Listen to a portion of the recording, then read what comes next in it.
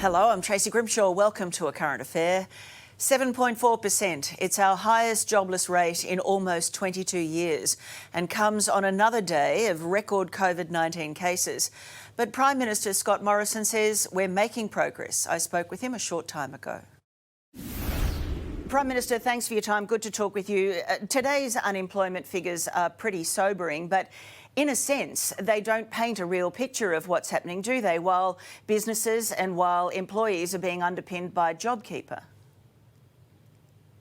These are tough times, but the figures we saw today showed that over 200,000 jobs came back into our economy in June, and that's very welcome, particularly when half of those jobs were going to young people who were most affected by the downturn in recent months, and more than half, of 60%, actually went to women as well. So that's welcome news, but we've still got a long way to go. But it does show that there's hope, that as the economy was opening up again, the jobs were coming back. And we've got a lot further to go, but it shows that if we can stick to the plan, if we can open the economy back up again, we can get people back into jobs. Do you know what percentage of businesses are going to make it back after September once, well, I mean, we don't know exactly. We won't know till next week what you're going to do with JobKeeper and JobSeeker, but I would imagine that you are crunching those numbers while you try to calculate what is going to happen with JobSeeker and JobKeeper after September. Well, recent events in Victoria, I think, demonstrate just how uncertain the environment is. I mean, it's very hard to know what's going to happen in the months ahead. What we'll be doing is making sure that the continuing support we're giving to people for the income support through these programs will be there to help those who are most in need of it. It's targeted to those businesses and their employees who are most affected by the COVID-19 pandemic. And we know there are many sectors like aviation, the entertainment sector and the like who are more impacted than others, and particularly in Victoria at the moment and parts of New South Wales, they'll be affected more. And so it'll be based on people's need. Let's talk about Job Trainer. Do you expect that it'll mostly be taken up by young Australians, by school leavers, for example? No, I don't. I mean, more than about 50% of people currently in vocational education and training on the most recent numbers are aged over 30. Over 15% of them are aged over 50.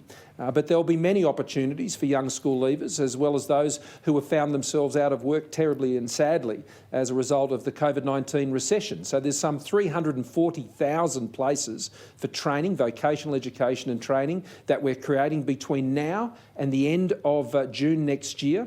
On top of that, this program is going to support 180,000 apprentices, which is across a whole range of different skills and industries, and that's up from the 80,000 we're already supporting now. So if you're an apprentice at the moment, or your kids are apprentices, then you'll know that that extra support is coming to keep them in that training, because we want young people to have jobs for the future, but we want everyone who's been affected by this COVID-19 pandemic to get the opportunity to upskill, to reskill, to be able to change from one type of job to another where the jobs can be in the future. You've said that the jobs of the future won't necessarily be the jobs that have been lost. Are you saying, therefore, to a school leaver who maybe always dreamed of being a pilot or maybe dreamed of being a journalist, that they should think about being a plumber or an IT specialist? Well, not necessarily. I mean, the aviation industry will come back. There's no doubt about that.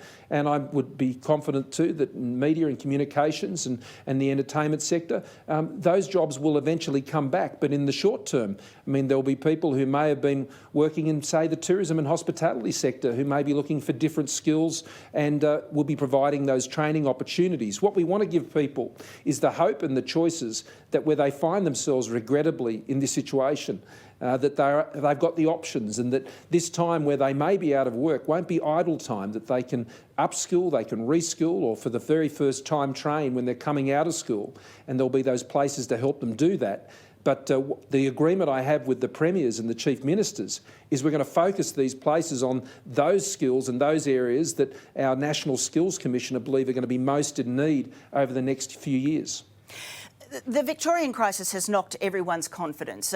We all thought that we'd nailed this and that we were through the worst of it. And of course, now 5 million Victorians are potentially looking at stage 4 restrictions, the worst ever.